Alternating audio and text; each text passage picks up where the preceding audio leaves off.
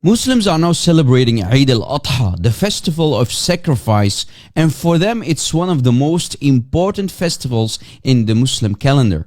Muslims sacrifice, slaughter a lot of animals for a story which they originally corrupted. Wait, what do you mean corrupted? The festival remembers the Prophet Ibrahim's willingness to sacrifice his son when Allah ordered him to. But did you know that the story which the Prophet of Islam Muhammad plagiarized from the Old Testament was later corrupted by much later Muslims? Let me explain. Did you know that early Muslims like Ibn Abbas, Umar, Ibn Mas'ud and many other companions, including the Prophet of Islam himself, believed that the sacrificed son of Abraham was Isaac and not Ishmael, as the Muslims of today believe? But the fact is, much later Muslims like Ibn Taymiyyah and Ibn Kathir, who came 7 centuries after the companions, corrupted the early standard narrative and believe from Isaac to Ishmael being the son to be sacrificed. How is that not bid'ah and kufr, disbelief? How can much later Muslims corrupt what the early companions believed? Wow!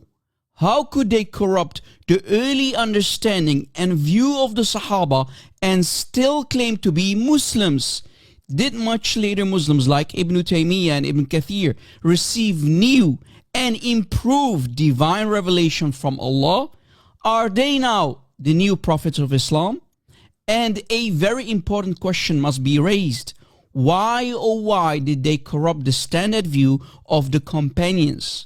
Interesting. Now let me show you the proof that the main companions, including Muhammad himself, believed that the sacrificed son was Isaac and not Ishmael. I will include the references in the description box.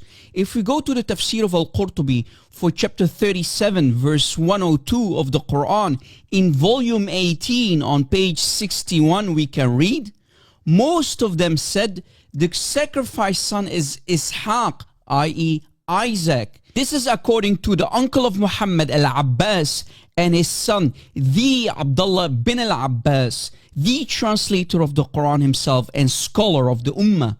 Ask any Sunni Muslim and he will admit that Ibn Abbas is the authority in explaining the Quran.